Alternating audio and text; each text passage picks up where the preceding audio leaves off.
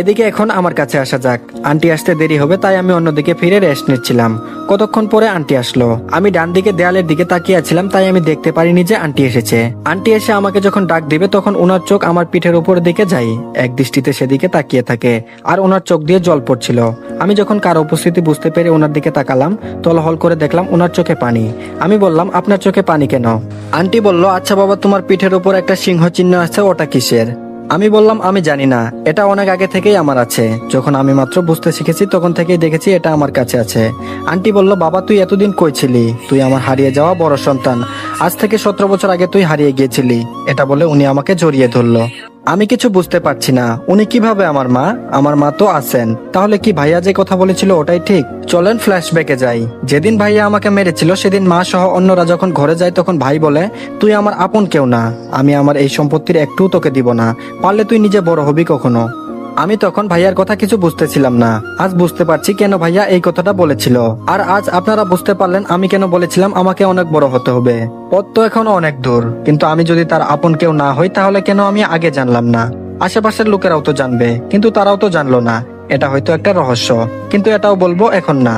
এখানে যা যা হচ্ছিল সব আমার মাথার উপর দিয়ে যাচ্ছিল, তবুও আমি নিজেকে ঠিক করলাম, কেননা এর শেষ পর্যন্ত আমাকে পৌঁছাতে হবে। তখনই দেখলাম রায়হান চৌধুরী মানে আমার বাবা রুমে প্রবেশ করলেন, আর তিনি দেখলেন মা আমাকে জড়িয়ে ধরে আছে। আপনাদের বলে রাখি, আমি আমার পালিত মাকে আম্মু বলবো আর ইনাদের বাবা মা বলবো, তাহলে আপনাদের কোনো সমস্যা হবে না। বাবা ভিতরে এসে দেখলেন মা আমাকে ধরে কান্না করছে। বাবা বলল, তুমি ওকে ধরে কান্না করছো কেন? মা বলল, দেখো এটা আমাদের হারিয়ে যাওয়া ছেলে আব্দুল্লাহ, যার নামে তুমি আমাদের কোম্পানি করেছো। আপনারা অবশ্যই জানেন এই কোম্পানি সম্পর্কে, যেটাতে আমার ফ্রেন্ডরা কাজ করতে চাই। বাবা বলল, ও কিভাবে আমাদের ছেলে হয়? মা বলল, ওর পিঠে দেখো তোমার মতো জন্মদাগ রয়েছে। বাবা আমাকে এসে জড়িয়ে ধরলেন। বাবা বলল, আমি জানতাম তুই একদিন আমার কাছে ফিরে আসবি, আল্লাহ নিষ্ঠুর না, আর আমি তোকে ফিরে পেয়েছি। বাবা আমার জন্য আনা ফোনটা আমাকে দিলেন। আমার আগের ফোনটা একেবারে অচল হয়ে গেছে, তবে সিম দেখলাম ঠিক আছে, তাই সিমটা নতুন ফোনে ভরে নিলাম। আর একের পর এক মেসেজ আসতে শুরু করলো, আর জয় আর নাইমের ফোন থেকে মেসেজ আসলো। আবির তখন সবাইকে ফোন দিয়ে বলল আমি হসপিটালে। জয়, নাইমের মা আর নাইম হসপিটালে আসলো, আর এসে জানতে পারলো আমি এদেশের টপ বিজনেসম্যানের ছেলে। তখন তারা অবাক হলো আর খুশিও হলো। বাবা বলল, তোমাকে কালকেই বাসায় নিয়ে যাব। আমি বললাম, আচ্ছা বাবা, সমস্যা নেই, তবে আমি এখনই তোমার কাজ ধরতে পারবো না, আর 2-3 মাস পরে তোমার কাজ ধরবো। এর মাঝে নাইমের পরীক্ষা শেষ হবে, আর নাইম জয়দের কোম্পানিতে আমার পদে কাজ করতে পারবে, ও ভালো বুদ্ধিমান। জয় আর বাবা মাথা নাড়িয়ে বলল, আচ্ছা। আজকে আমাকে বাসায় আনা হলো, এটা বাসা না, এটা একটা রাজপ্রাসাদ। আমি যাওয়ার পর রায়হান চৌধুরীর মেয়ে অরিন আমার কাছে এসে বলল, মা ওকে। মা বলল, ও তোমার বড় ভাই হয়, তুমি ভাই বলে ডাকবে। অরিন বলল, আচ্ছা ঠিক আছে।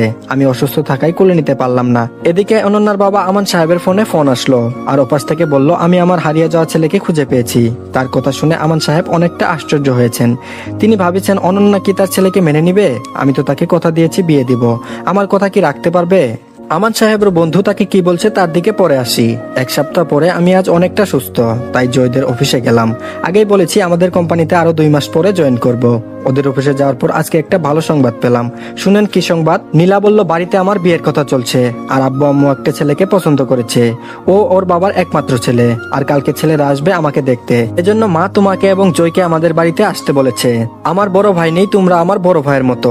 আমি আর জয় বললাম, আচ্ছা আমরা। এদিকে অনন্যার বাবা এবং ওর বন্ধু আজকে দেখা করবে বলেছে, শুধু তারা দুইজনেই, সাথে কেউ নেই। আপনাদের বলে দেই, ওর বন্ধু আর কেউ নেই, সে হলো রায়হান চৌধুরী বা আমার বাবা। বাবা বলল, কেমন আছো? অনন্যার বাবা বলল, ভালো, তুই? বাবা বলল, ভালো। আমার ছেলেকে তো ফিরে পেয়েছি, তাহলে এখন তো আর কোনো সমস্যা নেই। অনন্যার বাবা বলল, অনন্যা এটা মেনে নিবে কিনা তা জানি না, তবু আমি চেষ্টা করব। ও আবির নামে একটা ছেলেকে ভালোবাসে, আমিও ভেবেছিলাম তার সাথেই ওর বিয়ে দিব। এরপর সব ঘটনা বাবাকে খুলে বলল। অনন্যার বাবা বা আঙ্কেলের কথা শুনে বাবা হাসতেছিলেন, কেননা তিনি যার কথা বলছিলেন সেই আব্দুল্লাহ আর আবির। বাবা বলল, আচ্ছা আমার ছেলের ছবিটা দেখে তোর মনে হয় সমস্যা হবে না? এটা বলে বাবা তার ফোনে আমার ছবিটা এগিয়ে দিলেন। দেওয়ার সময় অনন্যার বাবা বললেন, আমার কোনো সমস্যা নেই, তবে অনন্যা রাজি থাকলেই হয়। এরপর যখন আঙ্কেল ছবিটা হাতে নিলেন তখন এক প্রকার চমকে গেলেন, কেননা এটা কিভাবে হতে পারে? সে আমাদের যা বলেছিল তার সঙ্গে তো এটা মিলছে না। তখন বাবা বলল, কিরে আশ্চর্য হচ্ছিস নাকি? আমিও চিনতে পারিনি। বাবা ওনাকে সবকিছু বললেন, আর আঙ্কেলও কিছু বললেন না। বাবা বলল, আচ্ছা তুই অনন্যাকে বলিস আবিরই আমার ছেলে। আঙ্কেল বলল, না এখন বলা যাবে না, অনন্যার জন্য একটা সারপ্রাইজ বলতে পারিস। বাবা বলল, আচ্ছা তবে হিতের বিপরীত যেন না হয়। আঙ্কেল বলল, আচ্ছা দেখা যাবে। আরো কিছুক্ষণ ওনারা গল্প করে যে যার গন্তব্যে পা বাড়ালেন। দেখতে দেখতে বিকেল হয়ে এলো।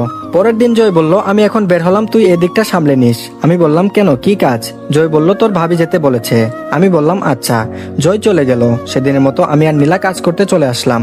এদিকে জয়ও গোপের সাথে দেখা করতে গেল। জয় বলল, কি হলো, আজকে এত ইমার্জেন্সি ডেকেছো কেন? মারিয়া বলল, বাবা আমার বিয়ে নিয়ে বাসায় আলোচনা করছে। জয় বলল, হোয়াট, কি বলো? মারিয়া বলল, তুমি কিছু একটা করো, না হলে অন্য ছেলেকে আমি মানতে পারবো না। জয় বলল, আচ্ছা আমি বাবা মাকে কালকে তোমাদের বাসায় পাঠাবো। মারিয়া বলল, আচ্ছা বাবু। জয় বলল, আমি বলছি না এগুলো আমার ভালো লাগে না, আমার নাম আছে না? মারিয়া বলল, আচ্ছা। পরের দিন নীলা অফিসে আসলো না। আমি আর জয় গেলাম না অফিসে।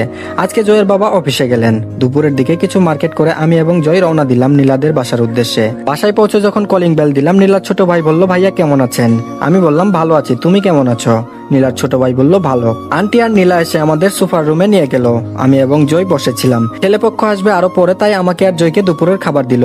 আমরা দুজনেই খেয়ে নিলাম। বিকেলে নীলাদের বাসায় কলিং বেল বাজলো। নীলার মা গেটটা খুলে দিলেন। আমি আর জয় বসে আছি, নীলা অন্য রুমে। যখন ছেলেপক্ষরা বসবে তখন আমি বললাম, কিরে তুই এখানে? ছেলেটা বলল, কিন্তু তুই এখানে কি করিস? আই বুকে আই, কতদিন দেখি না তোরে, কেমন আছস? আমি বললাম, ভালো, কিন্তু তুই এখানে কি করস? ছেলেটা বলল, আমার জন্য মেয়ে দেখতে আসছে আর আমি আসবো না? তুই এখানে কেন?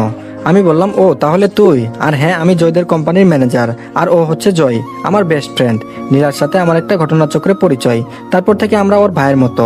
নীলাকে তোর সাথে ভালো মানাবে। ও আর জয় পরিচয় হয়ে নিল। আর আপনারা বুঝছেন না এটা আবার কে? এ হলো আমার আগের ভার্সিটির ফ্রেন্ড রাফি। আর আপনাদের বলেছিলাম যে একজন তার বাবার কোম্পানিতে কাজ করবে, আর এ হচ্ছে সেই। পরিচয় পর্ব শেষ করে নীলার এক বান্ধবী নীলাকে সাজিয়ে তাদের সামনে আনলো। সবকিছু দেখে রাফির বাবা মা নীলাকে পছন্দ করলেন আর বিয়ের ডেট ফিক্স করলেন। এক সপ্তাহ পরে ওদের বিয়ে। রাফিরা চলে গেল আর আমরাও বিদায় নিয়ে চলে আসলাম নিজ গন্তব্যে। অপরদিকে জয়ের বাবা মা মারিয়াদের বাড়িতে গেলেন। ওখানে গিয়ে কলিং বেল দেওয়ার পর বাড়ির কাজের মেয়ে এসে দরজা খুলে দিল। জয়ের বাবা মা বলল, আসসালামু আলাইকুম। মারিয়ার বাবা বলল, ওয়ালাইকুম আসসালাম। তারপর তারা জয়দের বসতে বললেন। জয় এদিক ওদিক তাকাচ্ছে, কিন্তু মারিয়াকে দেখতে পাচ্ছে না। কিছুক্ষণ কথা বলে মারিয়াকে তার বান্ধবীরা নিয়ে আসলো। আর জয়দের মারিয়াকে, আর মারিয়াকে জয়দের পছন্দ হলো। জয়ের বাবা মা বললেন, বিয়েটা এখনই না হয়ে 1 মাস পরে হোক। মারিয়ার বাবা বললেন, আপনারা যা বলেন। তারপর জয়রা ওখান থেকে চলে আসলেন। এই কয়দিনে নীলার জন্য মার্কেট করা হলো। 1 সপ্তাহ পরে আজকে নীলার বিয়ে। বাসা বাড়ি ভালো মতোই সাজানো হয়েছে, আর তার সাথে পুরনো ফ্রেন্ডরাও আছে। তবে অনন্যা আর লাকি আসেনি। বিয়েটা ভালোভাবে সম্পূর্ণ হলো, আর আমরা সবাই মিলে আড্ডা দিলাম। কিন্তু খুব ভালো দিতে পারিনি, কেননা বিয়ের দায়িত্ব আমার উপরে ছিল। ঠিক মতো সবকিছু গোছানো হলো। এখন আমি ওদের সাথে গেলাম না। এভাবে 2 দিন চলে গেল, আর নীলার শ্বশুর বাড়ি থেকে তাকে চাকরি করতে দিবে না, তাই সে চাকরি ছেড়ে দিল। 2-3 দিন পর আমার ফোনে একটা ফোন আসলো। দেখলাম ফোনটা করেছে আরাফাত। সে যা বললো তা শুনে আমার পায়ের নিচ থেকে মাটি সরে যাচ্ছিল। তো আজকের পর্বটি এই পর্যন্তই। আশা করছি আপনাদের কাছে ভালো লেগেছে। তো ভালো লাগলে অবশ্যই ভিডিওতে একটা লাইক দিবেন, আর অবশ্যই কমেন্ট করে জানাবেন গল্পটি কেমন হচ্ছে। আর অবশ্যই সবাই আমাদের চ্যানেলটিকে সাবস্ক্রাইব করে রাখবেন। ধন্যবাদ সবাইকে।